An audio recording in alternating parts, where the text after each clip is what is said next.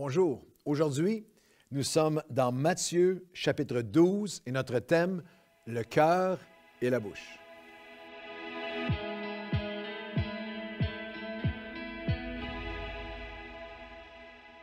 Bonjour à tous et bienvenue à votre café matinal. Nous sommes dans Matthieu, le 12e chapitre.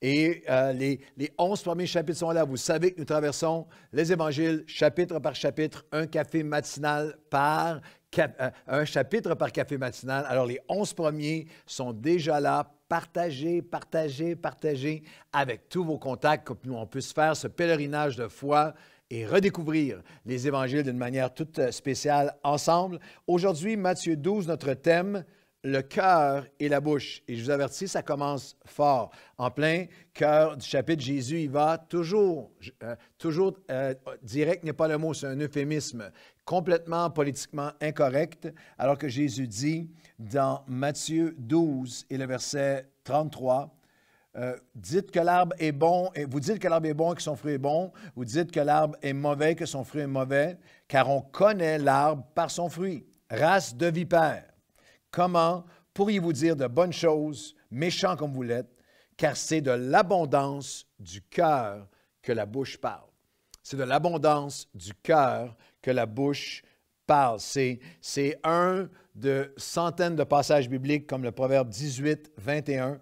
Proverbe 18, 21, la mort et la vie au pouvoir de nos paroles. Que nous avons le pouvoir de donner la mort, la vie spirituellement, moralement, dans un couple, dans une famille, dans un mariage avec nos enfants, nos amis, en personne, en ligne, sur les médias sociaux. Il y a une autre version de Proverbe 18, 21 qui dit « Nos paroles tuent ou nos paroles donnent la vie. Elles sont poison ou fruits. À nous de choisir. » Saviez-vous que selon les chercheurs, ça m'a renversé, selon les chercheurs, nous ouvrons la bouche pour prononcer des paroles 700 fois par jour en moyenne, que nous prononçons 18 000 mots par jour en moyenne. Ça, c'est la moyenne des ours, c'est la moyenne des citoyens. Quelqu'un comme moi, ça doit être plus. Un des versets les plus décourageants pour moi dans toute la Bible, c'est le verset qui dit « Celui qui parle beaucoup a beaucoup d'occasions de pécher ». Parce que je passe ma vie à parler, alors je dois être au-delà. Imaginez, 700 fois par jour, on ouvre la bouche, 18 000 mots. Il y a quelqu'un qui a fait un peu de mathématiques avec ça. Les 18 000 mots équivalent à 54 pages imprimées par jour. Dans une année, nos paroles, vos paroles et les miennes, dans une année, êtes-vous prêts, écrivent 20 volumes de 1000 pages chacun. On en dit des choses. Et Jésus dit, de l'abondance du cœur, la bouche parle. Alors la question, c'est est-ce que je prends assez, est-ce que je porte assez attention à mes paroles? Est-ce que ce serait possible que sur ce volume hallucinant de paroles que je n'y porte pas assez d'attention, que je ne prie? C'est des questions que je pense sont valides. Est-ce que je prie régulièrement, Seigneur, mets un garde à ma bouche, dirige les paroles de ma bouche? Est-ce que je suis rapide à discerner lorsque mes paroles ont blessé? Est-ce que je suis conscient du pouvoir de mes paroles sur mes enfants, sur mes collègues, sur mes amis, sur mon amoureuse, mon conjoint, ma conjointe? Est-ce que je me suis endurci? Est-ce que je traite avec légèreté le pouvoir de mes propres paroles? Dans Matthieu 12, Jésus enseigne plusieurs choses sur le cœur et la bouche. La première, c'est que nos paroles nous identifient, nous révèlent spirituellement, nous dévoilent. Alors, on regarde toujours dans Matthieu, le 12e chapitre, et au verset 33, vous dites que l'arbre est bon, et si l'arbre est bon, le fruit va être bon. L'arbre est mauvais, le fruit va être mauvais. On connaît l'arbre à ses fruits. Race de vipère, comment pourriez-vous dire de bonnes choses, méchants comme vous l'êtes? C'est de l'abondance du cœur que la bouche parle. Jésus dit littéralement, de bons fruits ne peuvent provenir que d'un arbre qui est bon. Qu'un cœur qui est bon va produire de bonnes paroles. Il confrontait, et l'inverse aussi. L'inverse est impossible. Il est impossible, selon Jésus, qu'un cœur qui est bon produise de mauvaises paroles. C'est une des meilleures façons, c'est une des façons les plus douloureuses, mais les plus véridiques, les plus confrontantes et authentiques d'évaluer qu'est-ce qui se passe dans notre cœur. À quel point j'ai un cœur pour Dieu, à quel point mon cœur est en harmonie avec celui du Seigneur, mon cœur marche avec le cœur de Dieu. Tes paroles te révèlent. Verset 34, il dira, il parle à des pharisiens et le langage est tellement dur. Mais il parle à des gens qui se croyaient spirituels, qui se prétendaient spirituels, qui connaissaient les Écritures, pouvant en réciter des chapitres entiers, qui avaient toutes sortes de rituels religieux, qui avaient une assiduité au temple qui était hallucinante, qui étaient des experts religieux et qui se croyaient hautains et supérieurs au niveau religieux. Et Jésus dit, oui, mais vous avez, vos paroles sont avec le venin d'une vipère. Vos paroles donnent la mort. La première pensée, c'est que le cœur et la bouche, c'est que nos paroles nous identifient et appellent à une dynamique d'introspection. Si mes paroles révèlent mon cœur, ce qui sort de ma bouche révèle ce qu'il y a à l'intérieur. Seigneur, sonde mon cœur, sonde-moi. Qu'est-ce que mes paroles révèlent de mon cœur? La deuxième dynamique, c'est que nos paroles viennent de notre vie intérieure. Et ça, c'est une dynamique d'investissement. Je vais lire le texte, verset 35. L'homme bon tire de bonnes choses de son bon trésor, et l'homme méchant tire de mauvaises choses de son mauvais trésor. Le verset précédent, car c'est de l'abondance du cœur que la bouche parle. Et la première dynamique, c'est une dynamique d'introspection. Et la deuxième dynamique, c'est une dynamique d'investissement. Ça vient de ton trésor, de ton cœur. C'est littéralement nos paroles sont tirées du trésor, du compte en banque spirituel de notre cœur. Et la dynamique d'investissement, c'est littéralement, c'est ce questionnement, est-ce que vous avez porté attention récemment à votre compte en banque, au compte en banque de votre cœur, à quel point à mes investissements sur ma vie intérieure. En ce moment, il n'y a peut-être jamais eu dans les derniers 25 ans autant de chrétiens qui consomment autant de trucs en ligne alors qu'il y a tellement d'autres choses. Une série après l'autre, une boulimie, une consommation de séries sur Netflix et tout le reste. Et la question, c'est jusqu'à quel point tu investis. Ici au Canada, au moment où j'enregistre ce café, c'est le temps des impôts, c'est le temps où tout le monde regarde si vous en avez un portfolio d'investissement. Alors, à quel point as-tu investi dans ta vie intérieure?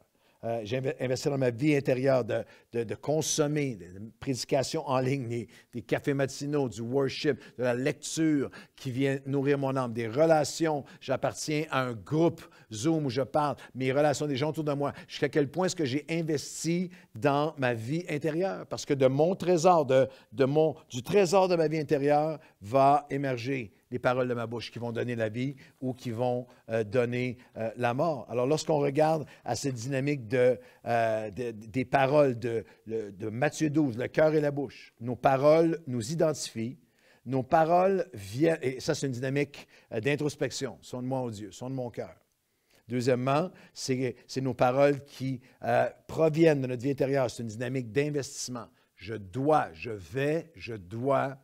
investir dans ma vie intérieure. Plus j'investis dans ma communion avec Dieu, à nourrir ma vie intérieure, plus de mon cœur vont émerger des paroles de mon trésor. Du trésor de mon cœur vont émerger des paroles qui vont donner la vie. Et la troisième dimension, c'est que nos paroles sont d'une immense importance avec des implications spirituelles dans l'invisible qui sont vraiment insoupçonnées. De l'abondance du cœur, la bouche parle, Matthieu 12.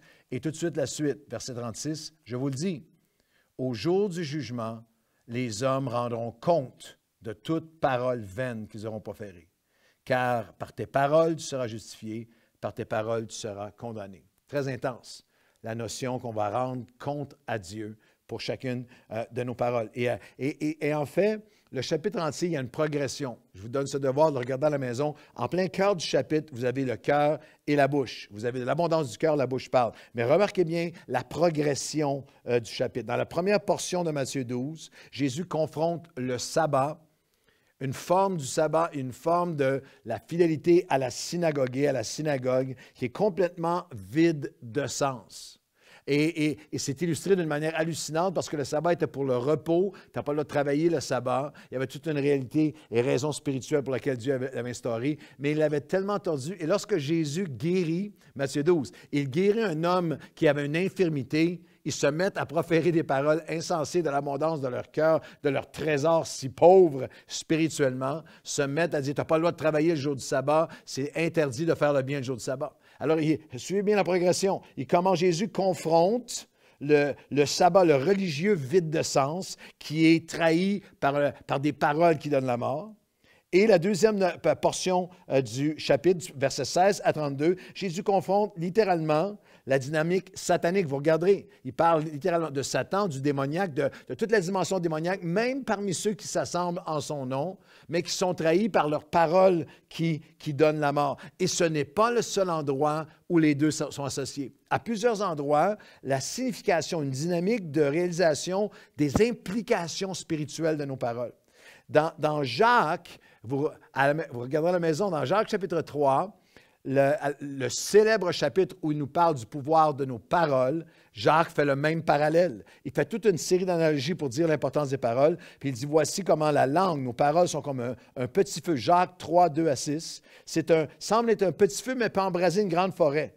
La langue est un feu, c'est le monde de l'iniquité. La langue est placée parmi nos membres, souillant le corps, enflammant le cours de la vie, elle-même enflammée par la géhenne. On parle ici de l'enfer. Il y a littéralement encore ici avec Jacques la même analogie que Jésus, que dans nos paroles, il y a non seulement la vie et la mort, mais il y a une importance, des ramifications, des implications spirituelles. L'ennemi, le satanique, peut utiliser nos paroles. Il est en fait décrit, Satan lui-même, comme l'accusateur des frères. Dans Jacques 3, la suite, il relèvera la même analogie, puis il dira, il y a deux sortes de sagesse, deux sortes de paroles. Une qui est de Dieu, une qui est diabolique, qui est terrestre, charnelle et diabolique. Alors, suivez bien la progression lorsqu'on parle de nos paroles sont d'immense importance, avec des implications spirituelles, insoupçonné dans l'invisible. Alors, il dénonce le faux sabbat et il dénonce également toute cette dynamique satanique et la dynamique de nos paroles et de tout le combat spirituel. Et tout de suite après, ça c'est ce qui précède, au milieu, l'abondance du cœur, la bouche parle. Et tout de suite après, un miracle est refusé. Tout de suite après, alors quelques-uns des scribes et pharisiens prirent la parole et dirent, « Maître, nous voudrions te voir faire un miracle. » Il répondit, « Une génération méchante et adultère demande un miracle, et il ne lui sera donné d'autre miracle que celui du prophète Jonas. » Le surnaturel, le sabbat, le satanique, et le surnaturel qui est refusé à cause de l'abondance du cœur, des paroles. J'aimerais vous dire qu'il y a énormément de chrétiens, d'églises, de mouvements d'église où il y a le sabbat, où il y a le pieux, où il y a tout le reste, et il y a même peut-être les chants sur le combat spirituel, la connaissance sur le combat spirituel, mais par leurs paroles, par nos paroles, les uns envers les autres, par l'amertume, par l'esprit de dispute, l'esprit de conflit, d'accusation, en personne ou en ligne, ont complètement éteint le surnaturel. Un miracle nous est refusé à cause de nos paroles, à cause du manque de compréhension de l'impact dans l'invisible. Et la dernière notion, c'est que nos paroles non seulement peuvent, mais doivent être inspirées par une dynamique d'inspiration. Il y a une dynamique d'introspection, une dynamique d'investissement dans le trésor de mon cœur pour que mes paroles puissent donner la vie, une dynamique où je comprends les implications spirituelles de mes paroles, tout ça dans Matthieu 12.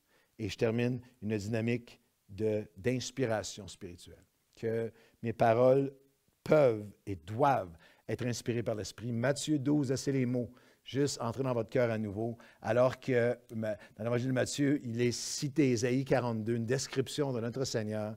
Voici, verset 18, « Mon serviteur que j'ai choisi, mon bien-aimé, en qui mon âme prend plaisir, je mettrai mon esprit sur lui et il annoncera ma justice. » Alors que l'esprit sera sur lui, il communiquera la vie. Il n'éteindra jamais, il ne jettera pas le roseau qui est cassé, il n'éteindra pas, verset 20, la flamme même vacillante qui brûle encore. La seule façon dont je peux renouveler mon cœur pour que ma bouche puisse communiquer, donner la vie. La seule façon dont je peux avoir un cœur tendre, un cœur sensible à mes paroles, la seule façon dont je peux communiquer d'une façon qui est digne de Dieu, c'est sous cette inspiration, que l'Esprit de Dieu soit sur moi afin que je puisse parler de façon à ne jamais jeter, ne jamais briser le roseau qui est fragile, ne jamais éteindre des flammes vacillantes, mais plutôt être celui qui répare, qui restaure. Alors Seigneur, tous ensemble, nous te demandons que les paroles de nos bouches les méditations de nos cœurs soient agréables devant toi. Nous venons avec repentance. Nous venons en reconnaissant notre besoin. Viens transformer de jour, renouveler nos cœurs pour que du trésor. Nous avons besoin d'investir plus, Seigneur, dans notre vie intérieure, dans notre cœur, afin que... On a besoin d'arrêter de se compter des mensonges à nous-mêmes, de se tromper nous-mêmes à penser qu'on est vraiment si spirituel s'il y a des déchets qui sortent de nos bouches. Seigneur, ce qui sort de notre bouche, c'est le baromètre, c'est l'état de notre cœur. Alors aujourd'hui, on t'offre nos cœurs, on t'offre nos bouches, mets un garde à nos bouches, inspire nos bouches, que l'Esprit du Seigneur soit sur nous, afin que nous aussi, on puisse proclamer espoir, vie, encouragement, mesure, pardon. On s'offre à toi, Seigneur, nos cœurs et nos bouches. Au nom de Jésus. Amen. Bonne journée.